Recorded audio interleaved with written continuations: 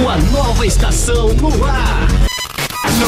É a cidade de cara nova. 97.7. Um show de pop rock. Promoções pra toda a cidade. 33509770. Um novo portal de promoções. Fórmula única no seu dial. Exclusiva. Rádio Cidade 97.7 FM. Quality Pop Rock. Original e diferente. 97.7. Cidade. Olá! Você quer saber mais sobre temas de conhecimento geral? Bem-vindo ao Conhecimento Legal!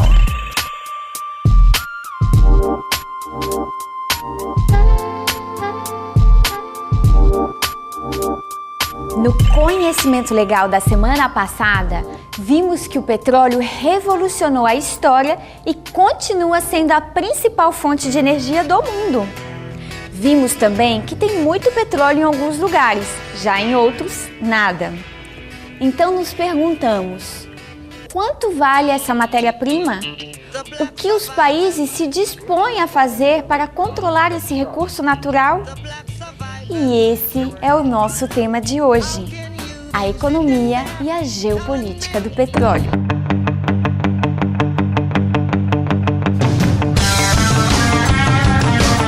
No programa de hoje você vai ver dicas de leitura para quem quer saber mais sobre o impacto ambiental do petróleo, a continuação de importantes trechos da palestra proferida no Cine Teatro da UVV pelo governador do Espírito Santo, Paulo Artung. E mais uma enquete sobre o petróleo em nossas vidas, junto com os jovens universitários. Eu sou Evelyn Somers e esse é o Conhecimento Legal.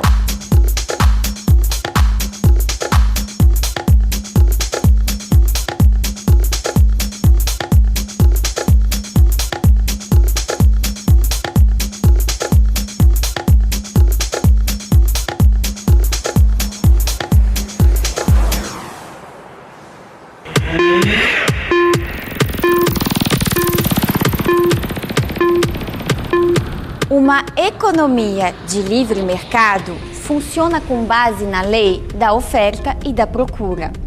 Quando a oferta é escassa, o preço sobe. Quando a oferta é vasta, o preço cai. Mas o petróleo é um produto muito particular, por isso ele segue apenas em parte a lei do livre mercado.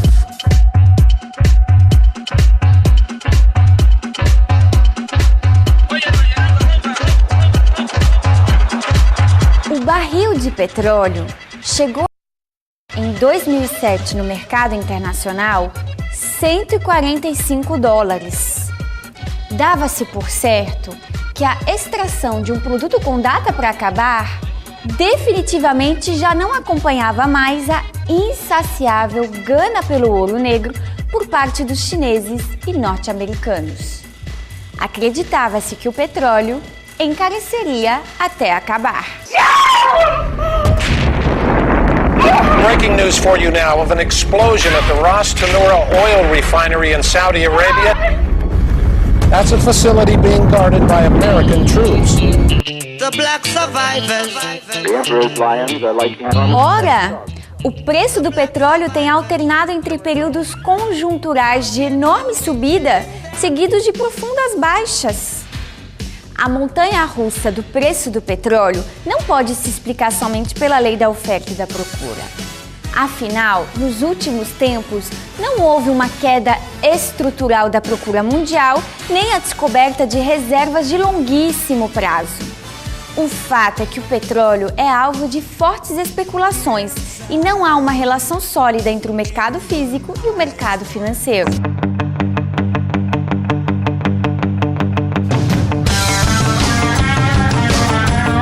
Especulações financeiras fazem naturalmente parte de uma economia de livre mercado. Já as manobras para inflar o preço são estratégias desleais incompatíveis com o livre mercado. Isso acontece muito quando as grandes empresas petrolíferas formam cartéis, combinando o preço.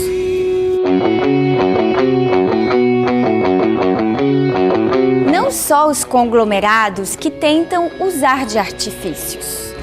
Volta e meia, Países produtores também tentam aumentar sua arrecadação através da diminuição forçada da oferta. Fechar a torneira do óleo é uma estratégia que foi inaugurada nos anos 70. Era o fim do petróleo barato.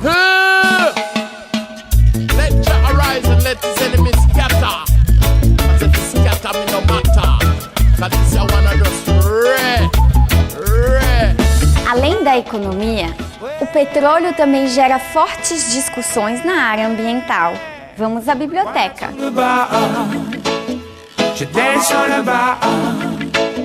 No Conhecimento Legal de hoje, a gente conversa com o professor José Gasparini, representando o curso de Engenharia do Petróleo. Professor, o livro que o senhor indica da sua matéria, ligado à questão do meio ambiente, para os calouros. Bom, o primeiro livro, né, que nós seguimos é a Introdução à Engenharia de Petróleo, né, do Benedito Braga, né, e os seus coautores. Esse livro ele é um livro básico, ele trata, né, de vários assuntos, não só no que diz respeito às energias fósseis, né, dentre elas o petróleo, mas, né, uma série de outros assuntos voltados, né, para as questões ambientais. É um livro muito interessante porque ele tem uma linguagem bastante acessível, né, e, né, ele aborda conceitos, né, e aspectos básicos, desde a ecologia até a questão energética propriamente dita, passando pela gestão ambiental e sustentabilidade. Então é um livro bastante interessante, né, para um livro introdutório.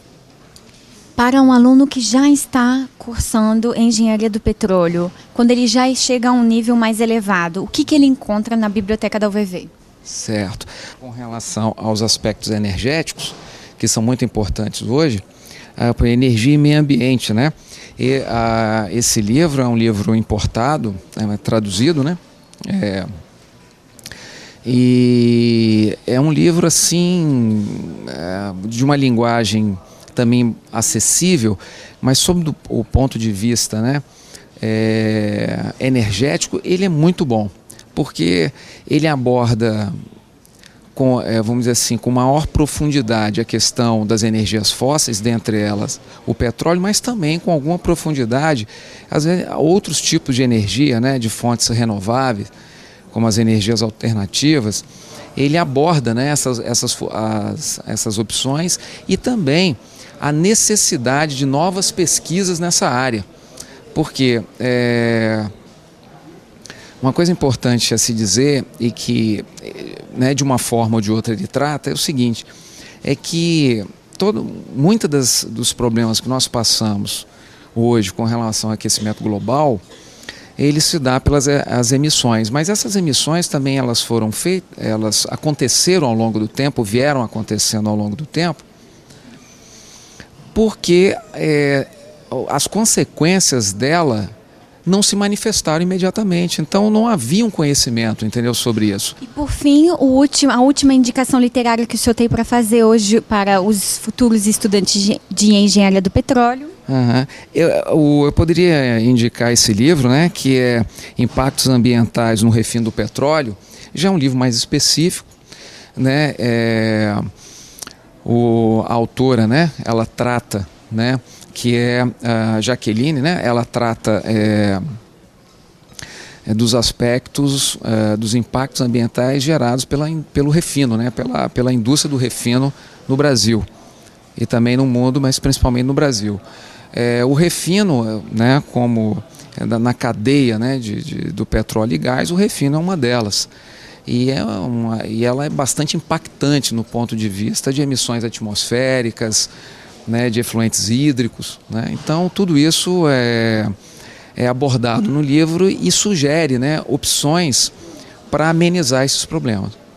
No próximo bloco tem a geopolítica do petróleo no Conhecimento Legal.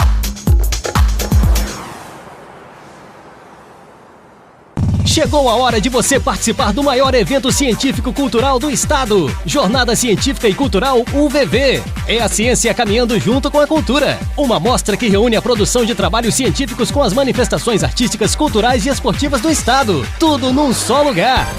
O mundo precisa de novas ideias, de mais cultura, cidadania e respeito ao meio ambiente. Mostre seu talento. Jornada Científica e Cultural UVV. Acesse o site e veja como participar. Sua nova estação no ar.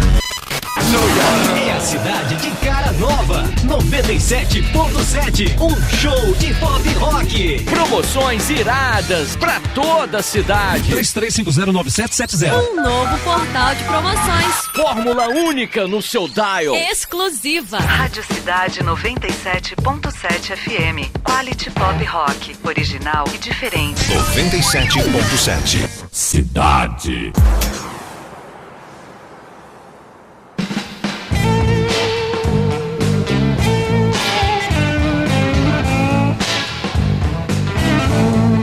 As guerras do século XXI se darão pelo controle dos recursos naturais.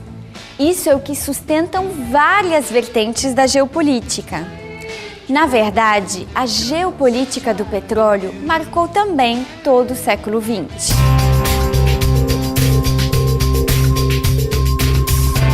Até os anos 60, as corporações petrolíferas eram diretamente amparadas por seus respectivos governos nacionais para tomar posse de amplas regiões em países da periferia do mundo.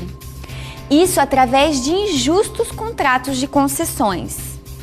O sentimento de exploração era tamanho que um presidente mexicano chegou a dizer que melhor seria que nosso país nunca tivesse tido petróleo.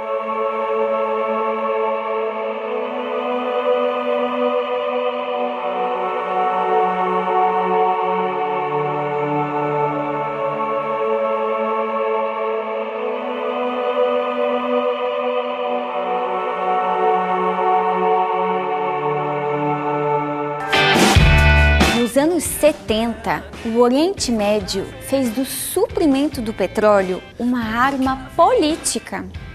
Isso para protestar contra o eterno apoio ocidental a Israel. Nos anos 80, a guerra Irã-Iraque era movida pela disputa por territórios ricos em petróleo. O pós-Guerra Fria começava com mais uma guerra do petróleo. O Iraque discordava veementemente da política petrolífera do Kuwait. Quem ganhou foi o Kuwait, que tinha o apoio dos Estados Unidos. Estados Unidos que mais tarde invadiram e ocupam o Iraque. Os demais povos oprimidos por totalitarismos não entendem por que razão só o Iraque foi libertado.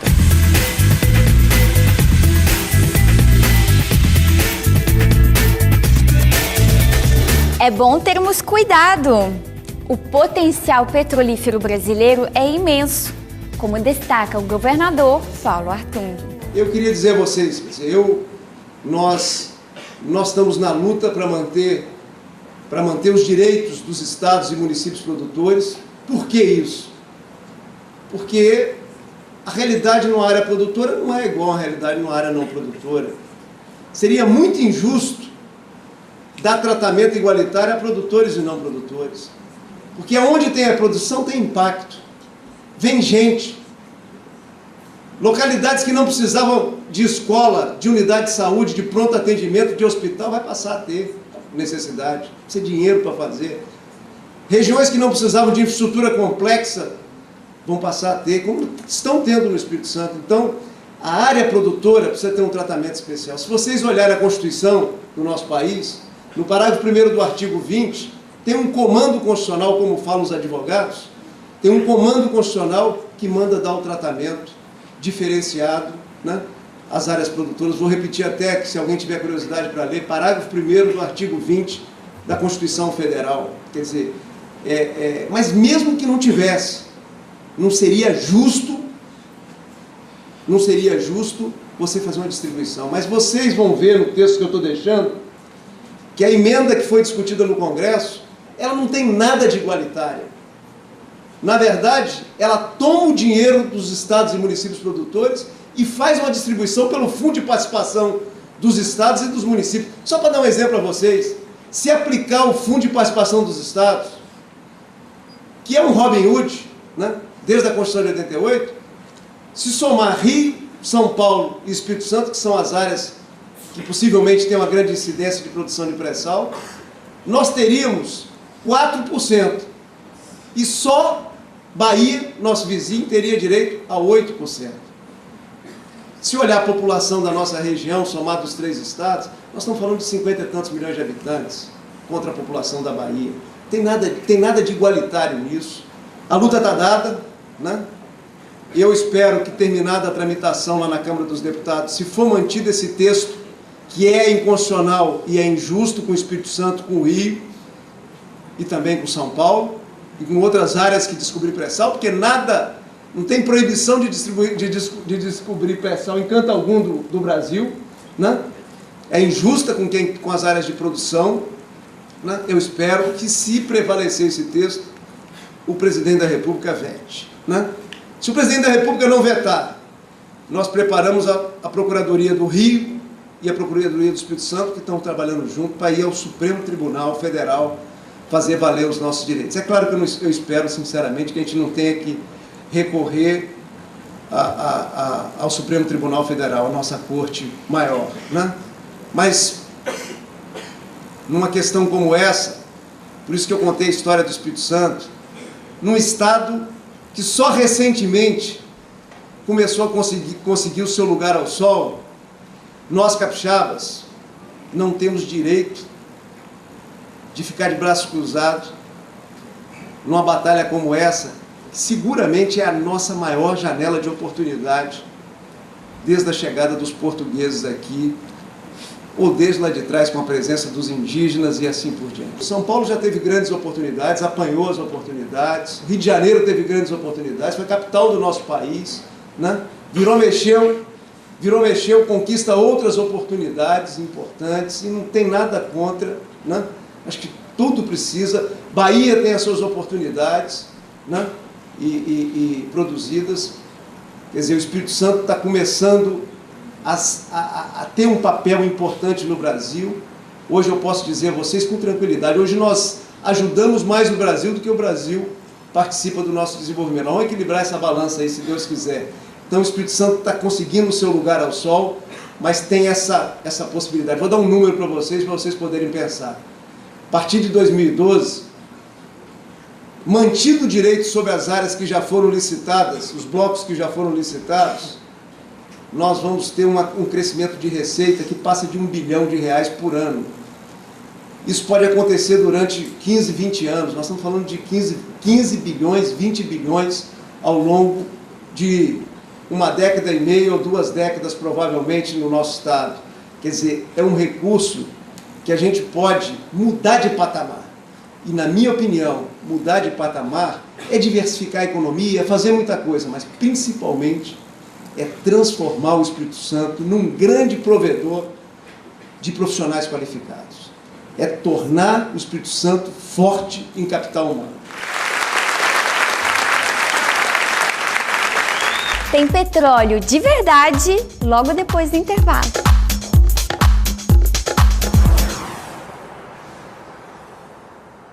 Chegou a hora de você participar do maior evento científico-cultural do estado. Jornada Científica e Cultural UVV. É a ciência caminhando junto com a cultura. Uma mostra que reúne a produção de trabalhos científicos com as manifestações artísticas, culturais e esportivas do estado. Tudo num só lugar. O mundo precisa de novas ideias, de mais cultura, cidadania e respeito ao meio ambiente. Mostre seu talento. Jornada Científica e Cultural UVV. Acesse o site e veja como participar.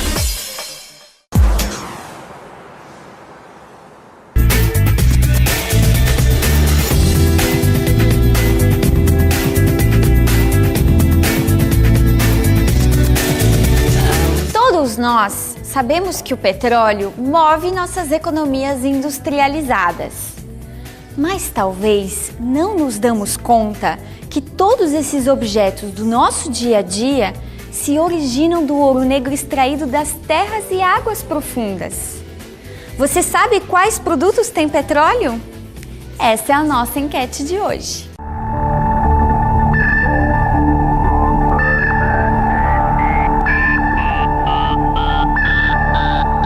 Professor, explica para ele o que é isso. Aqui nós temos compostos mistura de compostos de origem natural, chamado petróleo. Então nós temos vários tipos de petróleo.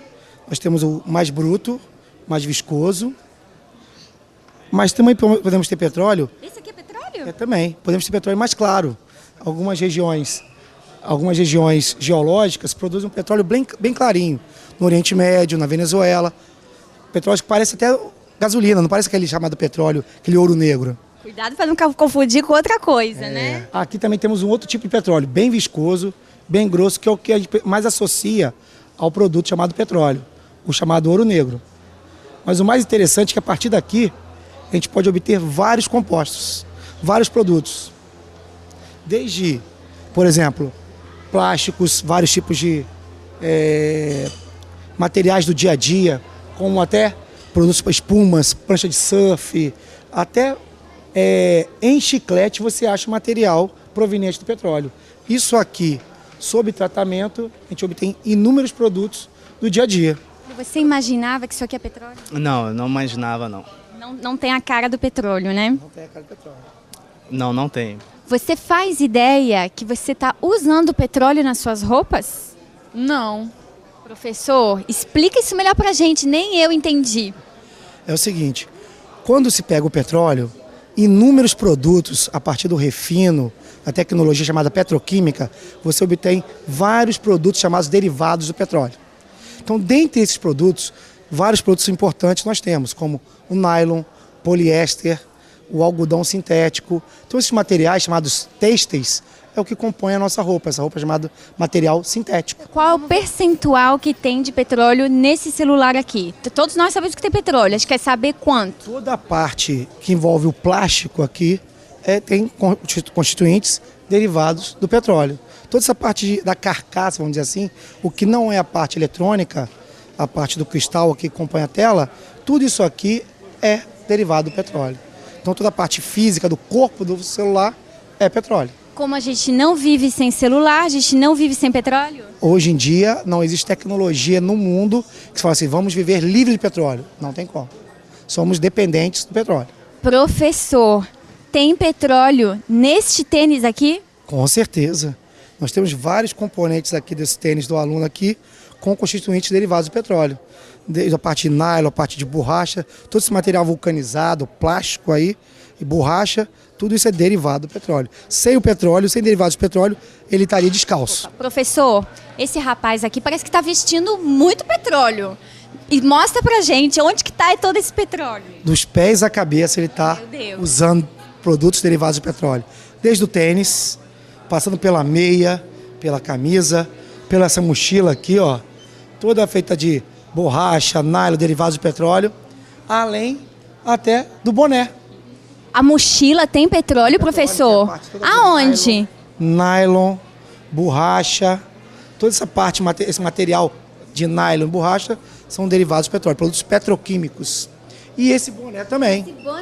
Esse boné, essa parte dura, essa aba de plástico aqui por dentro, derivado do petróleo.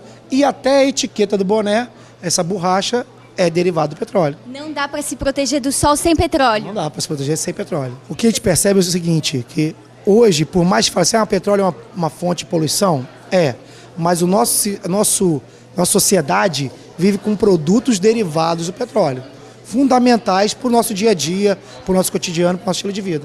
Professor, os alunos vêm aqui direto no intervalo. Estão consumindo petróleo? Com certeza, vários derivados de petróleo. Mostra pra gente. Aqui, por exemplo, o aluno, quando chupa um chiclete, quando masca um chiclete, a goma de mascar tem constituintes, componentes derivados do petróleo. Além disso, quando você chupa um simples pirulito, o que você segura, esse plástico aqui, é um derivado de petróleo. E mesmo quando a pessoa vem aqui tomar um cafezinho, tomar um refrigerante, ou mesmo uma água, o copinho que ela usa é composto derivado do petróleo. Mesmo na hora do lanche, você o tempo todo convive com produtos derivados do petróleo. Professor, a aluna vai fazer uma prova agora com essa caneta. Tem petróleo? Com certeza tem petróleo. No usar a caneta, ela vai tirar a tampa, derivado do petróleo. Todo o corpo da caneta, parte de plástico, derivados do petróleo. Além disso, até o material que ela está transportando aqui, esse plástico é derivado do petróleo. Não tem como fazer uma prova sem utilizar derivados de petróleo. Professor, a gente já está achando que tem petróleo em tudo. Esse rapaz aqui acabou de tomar uma Coca-Cola.